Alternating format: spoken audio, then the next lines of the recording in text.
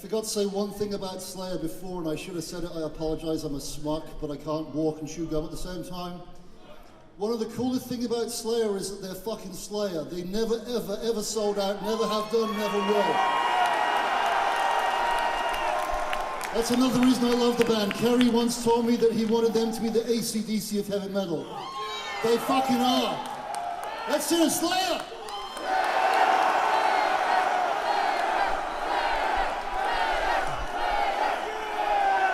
Actually, let's change that chant. I'm gonna bring someone else up. Let's do this chant. Kerry fucking King!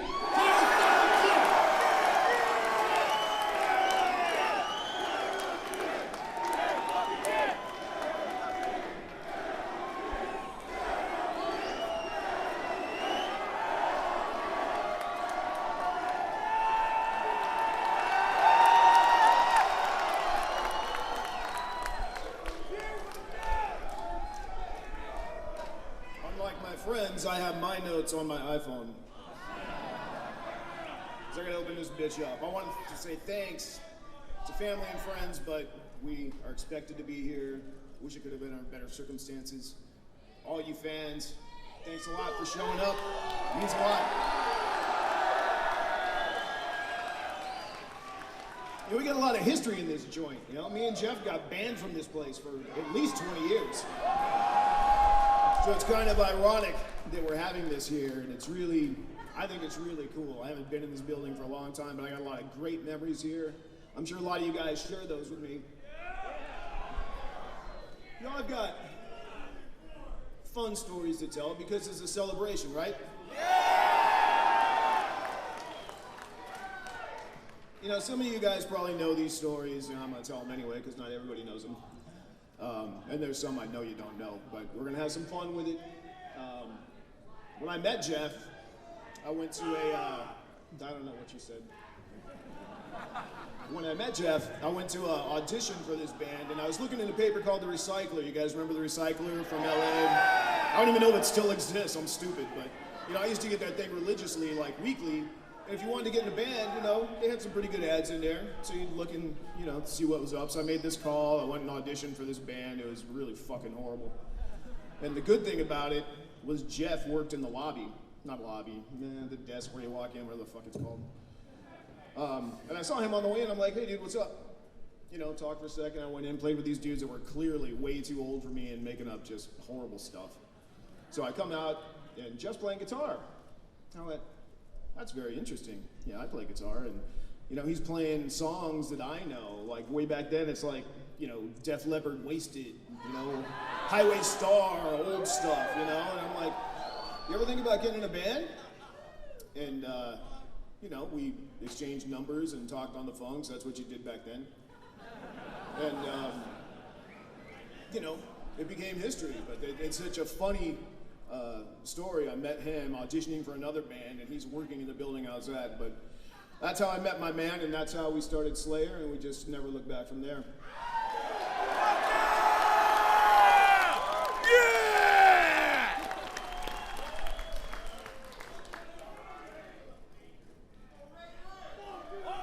I gotta tell you, unlike myself, Jeff Hanneman hated Jägermeister.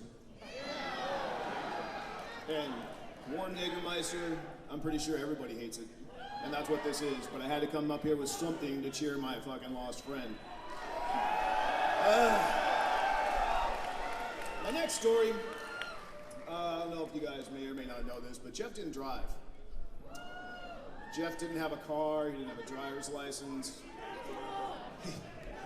I think he was around 16, if I'm not mistaken, 16, 17, and probably 16, because I met him when he was 17. And, you know, he had a driver's license once, and I think he had like 2, you know, drunk driving convictions, and he said, that's it, I'm not driving no more, which is probably better for all of us. But because of that, I used to go pick him up for rehearsal. You know, we'd practice in Tom's garage, and he lived in North Long Beach. It was like, I don't know, 10 miles to pick him up, but 10 miles in 1981 was a long fucking ways. You know, you think about it now, it's like, oh man, that's nothing, but back then, that takes up some of your day. So we would do that every day. You know, we were in school. Well, Jeff quit school, but I was in school. Tom was probably working, and I'd just go pick up Jeff and we'd hang out in Tom's garage and make up stuff. You know, I'd play drums, he'd play riffs. He'd play riffs, I'd play drums, or did I just say that, vice versa, whatever. And that's how we made up. To this day, like, we've been rehearsing Jesus Saves, and it was either I must have been playing the riff because I wrote that song, and Jeff made up the drum part for it, sitting behind Dave's kit. And I would have to drive him home, or Tom would drive him home. But, you know, that being said, you know, we used to go to all the mom and pop record stores because back then that's pretty much how you got new music. You know, there was no means of the internet, obviously. So if you wanted to get something, you pretty much had to take. Well, I'm sorry, is this your story or my story? Shut the fuck up, asshole! Can I start again? Yeah! Thanks. So, you know, we're at the mom and pop stores, and there was no way to know if you got something new. I mean, we would spend $20 and roll the dice on something good, something great, something completely shitty. But I can't remember if you bought it or I bought it. We got the first Merciful Fate EP. And that was a gem, you know, that's why you did that. You didn't care if you lost $20 if you got something good, because you had to do that to find out what kind of great bands there were. And about that time, you know, Jeff was getting into punk, big time. And I didn't understand it because I was more of a, you know, Ronnie James Dio, Rob Halford kind of. I like the metal music with the singers, you know, and punk seemed like a cheap down version with shitty singers. Yeah! But that's what it's supposed to be, and I didn't get it for a long time. And Jeff was my doorway to punk, and it really helped Slayer become kind of the bridge between the metal kids and the punk kids. And I gotta tell you, when he shaved his head, I was pissed. How can you be in a metal band with a dude with a shaved head? Just totally upset me. But that's who Jeff was, like Dino said. He's like, I'm shaving my head. And it was great, because that's what Jeff gave to us. What else didn't I cover? Oh, I just said that. Oh, this is a good one. I thought of this one. We came down today, me, my wife, a couple friends, and we're telling Jeff stories, and it sparked the idea for me to tell this one.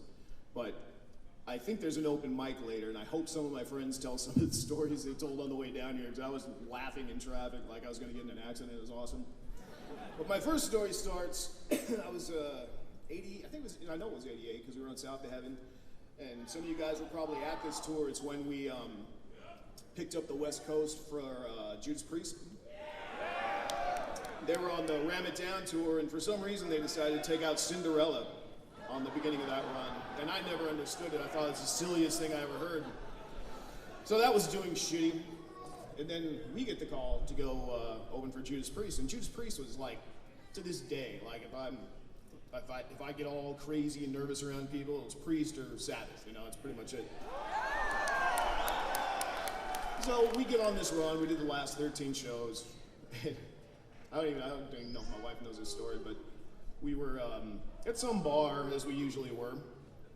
And it was me, Jeff, our tour manager, and I don't know who's in the car, but our tour manager's got to rent a car. And you know, you probably know I hold my liquor well. I'm not usually a problem.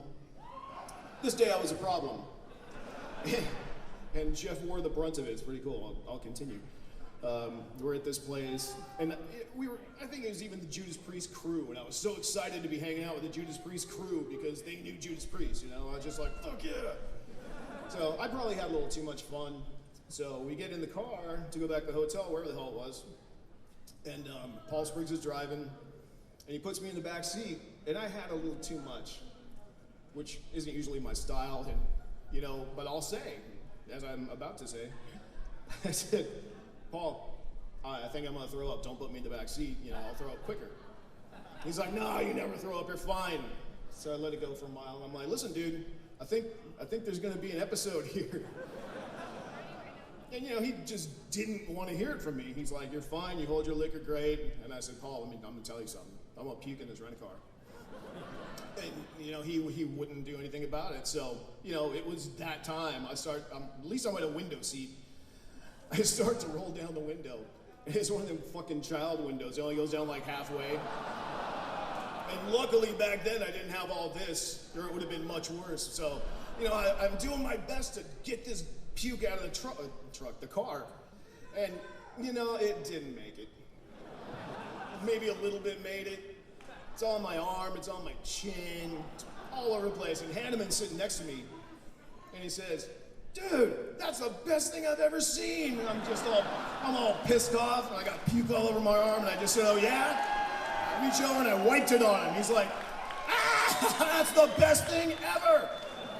So he was really stoked to have my puke on him because he had such a good time that day. And I'll never forget that story, and the ride down today made me remember that again. I haven't told that in a long time, but that was one of the first fun stories like that with Hanneman.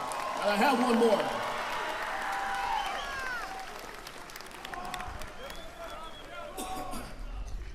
I have one more. This one's really good.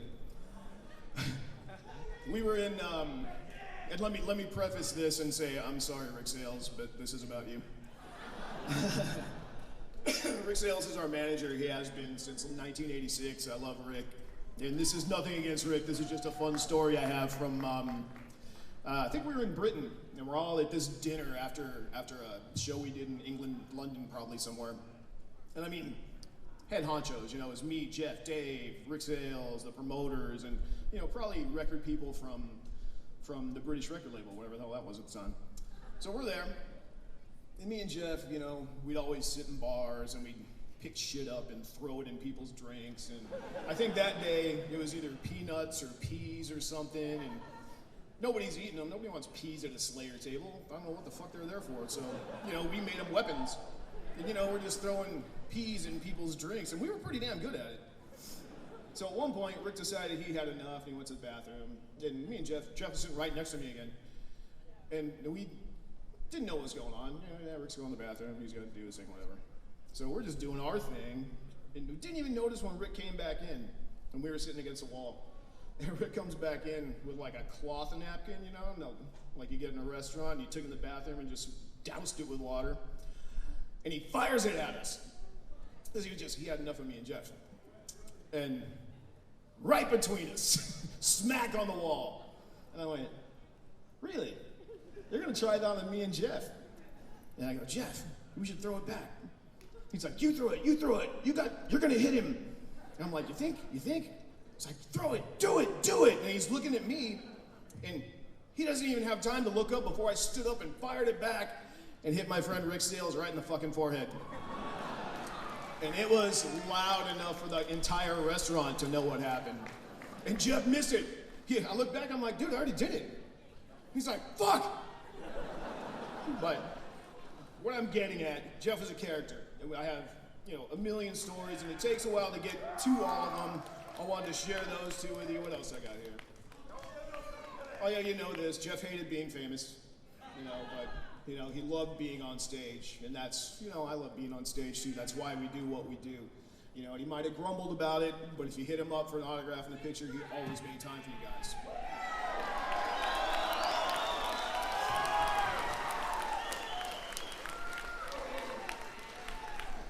And I'll leave you with my stories. You know, we're here. Thanks for coming again. I sound like Tom. It's a very sad end to a great story. Remember my brother well.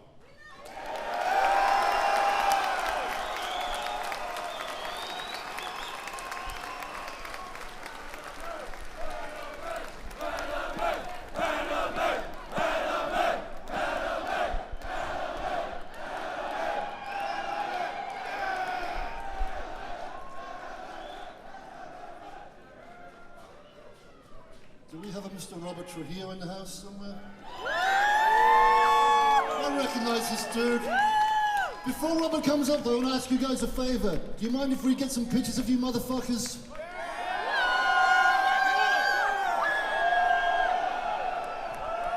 Louder! Fuck yeah!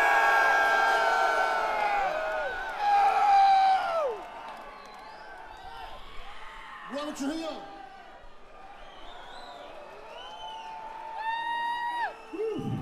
Wow. It's great to see all these wonderful people here, a lot of friends from the past. I mean, Rocky George is here from Suicidal back in the day, man. I haven't seen that guy in ages, my brother. It's his fault that I'm standing up here right now, by the way. Okay. Anyway, I got to share a few words. I'm actually going to share some words that come from our good friend Rick Rubin, who unfortunately could not be here at this memorial today. But as you know, Rick produced Rain and Blood and has worked with Slayer for nearly 30 years, so there's quite a lineage there. And I am been asked to share these words and read this to you on his behalf. All right. In the words of Rick,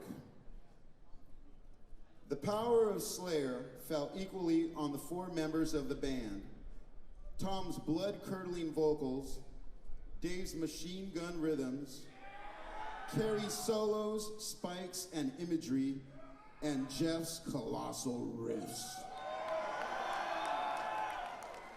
A perfect balance of mayhem and insanity created by these incredible players who invented a new extreme form of music, often imitated but never matched. Nobody even comes close. I recall the first time I ever saw Slayer play. I was at the Ritz in New York, and they closed the show after Anthrax and Megadeth. They were so forceful and so confident, the crowd was completely bowled over by what they were witnessing, the same as every other Slayer show I ever saw. People lose their minds at Slayer gigs, and rightly so. You know about that. Although he may have been the quietest member of the band, personally, Jeff was the heart and soul musically. He was an innovator, an original, and a creative force who we will all miss every day going forward. Thankfully, he left us with recordings we can listen to anytime we want to feel his presence. These are the words of Rick Rubin to you. And what I gotta say about Jeff is he's one of the nicest people that I've ever met in my life. And on the last Big Four, I remember looking back during one of the songs and see him there by himself. He was kind of a bit of a loner on that tour run. And he's there with a beer and he's giving me the thumbs up. He used to call me Lizard Boy. Rocky and him came up with that name. They used to prank call me at 3 in the morning back in the day. And you know, when you got to know Jeff and he felt comfortable around you, he was really one of the nicest people ever. And he was also very creative and forward-thinking in all genres of music. I remember him in Rocky, you know, talking about, you know, like NWA and the Ghetto Boys and jazz fusion and speed metal from other parts of the continent and the globe. And, you know, we're gonna miss him, and his spirit's here with us tonight. And we love him, and you know, thank you so much for turning up. It means a lot to everybody here. We miss you, Jeff. Yeah.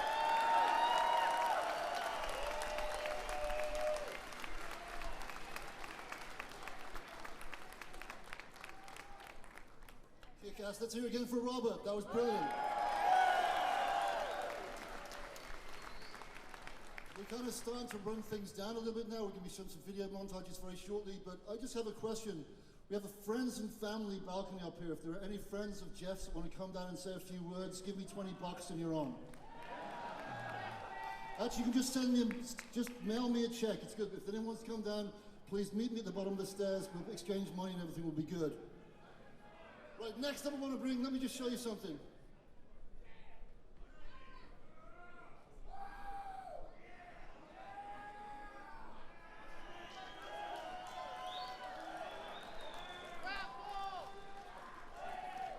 You see this device here, the whammy bar? The thing that Kerry and Jeff used to create so much sonic mayhem, it's not even fucking funny. The guy who invented this is here to speak a few words on his company's behalf. Will you please welcome Gary Kahler.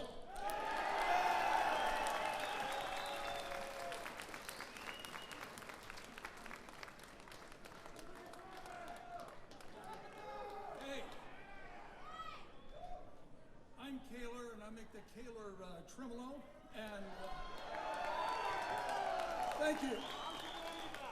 I just want to say, Dan, thank you, Jeff Hanneman, for playing my shit. That's all I want to